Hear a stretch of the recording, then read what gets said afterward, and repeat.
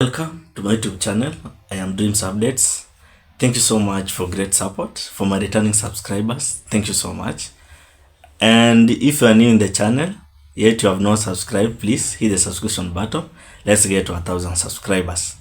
Kenyans, now Ruto is like he is remaining alone because now Orengo has come out clearly to say that he is ready to go back in jail and he is ready to be in partnership with the Gen Zs.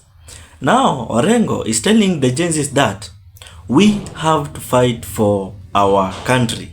We have to fight for the right things for our country. And now Orengo anasema that this country, for now, it is not a country. For now, we have to come out to fight for what it is right. Ladies and gentlemen, before we continue, if you are watching the video, don't forget to like the video. It's just a reminder. Otherwise, thank you so much for that like. So, now, Kenyans, the things are like this. Orengo now may decide violence after violence because now he's coming out to tell the Gen Zs that it is the time to liberate our country. It is time to come back to streets and fight for what it is supposed to be fought for. Now, the Gen Zs now has to come up. They have to get in partnership with these leaders who are ready to be with them in order to liberate this country from the hands of the perpetrators and the manipulators. So now, ladies and gentlemen, it seems like now ODM is getting out of the UDA because, as we can remember, the last time Raila Odinga said that the things that Orengo are saying, they have to be taken so keenly because they are all in one. Meaning that the things that Orengo is talking about, it's like the things like Raila Odinga is talking about. So they are one.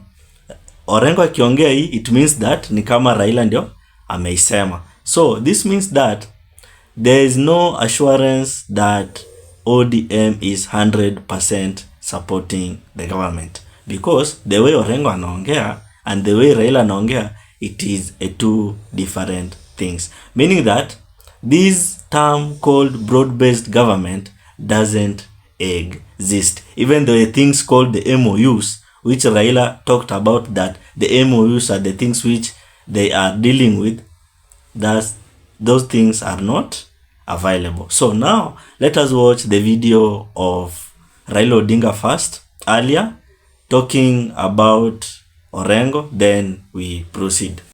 So there's really no collusion between ODM, no collusion between ODM and UDA. But it is an arrangement which is based on an MOU which was signed between us, and it was on open daylight. And there are very clear points in that MOU, 6 or 10 of them. And they are very explicit indeed. That's the reason why I don't see why people are bickering. When Mr. Jimson talks, he's talking on the basis of an MOU between ODM and UDA. Orengo has not committed any crime. Kenyans, you can clearly see that on that video of Raila Odinga, you can clearly see that the thing which Raila Odinga is talking about, it is very true, because the way Orengo is talking and the way Raila talked about it, now the things are coming out clearly in broad daylight. So now, Orengo is insisting that so many institutions now in this government have so much problems, including the judiciary, because on this part of the judiciary, people have so many questions to ask the judiciary, because this judiciary, we have seen that it has so many things to deal with, and people are now wanting the accountability for this judiciary. Orengo also saying that this there is some institution in this government which has also some of the problem.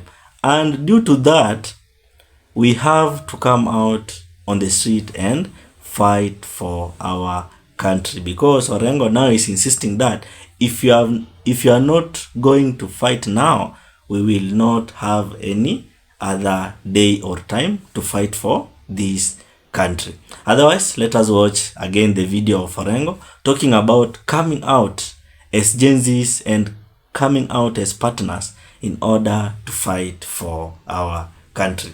Otherwise, before we watch the video, if you're watching the video, don't forget to like, comment and share. Otherwise, thank you so much for that like.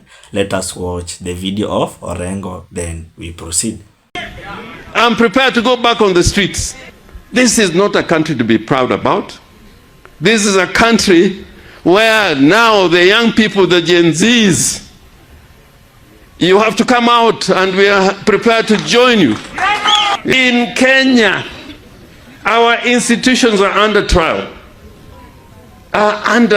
There's no single institution that is not under trial in Kenya. If you go to the Supreme Court, there are a lot of questions that are being raised about the principal judicial organ, the supreme organ in the country called Kenya.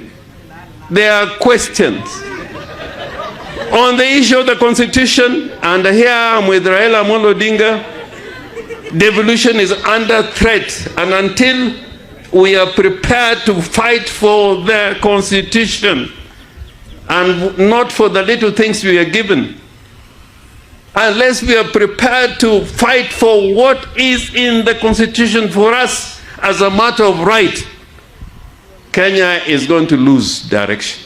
I am asking the Kenyan people that we should be like other democracies where people fight for their rights and what belongs to them. That is how we can take Kenya forward. Not by this silly politics we are being engaged in. Now, even in the political field now, 60 years, Kenya is a republic. And the only strategy we can think about winning elections at the national level is to form ethnic coalitions, tribal coalitions. Tribal coalitions, that is not going to help. Right now in Kenya, the last free and fair election that we had was in 2002. 2002. If we are not careful, even this election that is coming is not going to be free and fair. I am looking at it critically. Even with this IBC, I can see the membership that is going to come out of this process. I am sure that unless they are constitutionally anchored and allowed the space, Kenya is not going to have free and fair elections. It is not going to have free and fair elections. We are living in a country where the most popular man in the country for the last 20 years, Raila Amolo Odinga, cannot win an election because it's being stolen all the time. And we are forced to now enter into deals and transactions that do not make sense. Kenyans, you can clearly note that Orengo now has decided violence after violence. No resting until our country is in good shape. So now Orengo is saying that he is ready for anything to be next. So now Orengo is saying that even if what will happen, he will be ready, and he is ready to go back to streets, whether good or not. Ladies and gentlemen, what's your opinion on this? Drop it at the comment section. Otherwise, thank you so much for great support. Don't forget to like, share and comment the video. Otherwise, thank you so much. Let us meet in another video.